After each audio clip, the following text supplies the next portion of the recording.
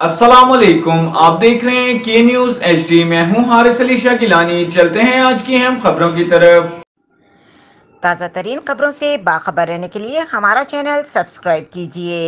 लिए चलेंगे कसूर। अवाम को तहफ़्फ़ुज़ देने वाला कानून के मुहाफ़िज़ भी डाकुओं के आगे बेबस। भट्टा चौक में डीजी फार्मेसी में 2 मुसल्लह डाकुओं की दीदार से वारदात। डाकुओं ने गन पॉइंट पर फार्मेसी के अमले को यरगमाल बनाकर सफाया कर डाला।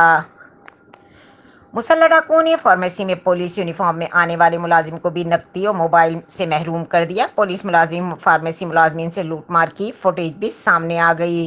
फुटेज में डाकुओं को पुलिस मुलाजिम से और फार्मेसी पर डकैती करते देखा जा सकता है। चेहरा वाज़ा होने के बावजूद थाना ए डिवीजन पुलिस डाकुओं की ताहाल शनाख्त न कर सकी।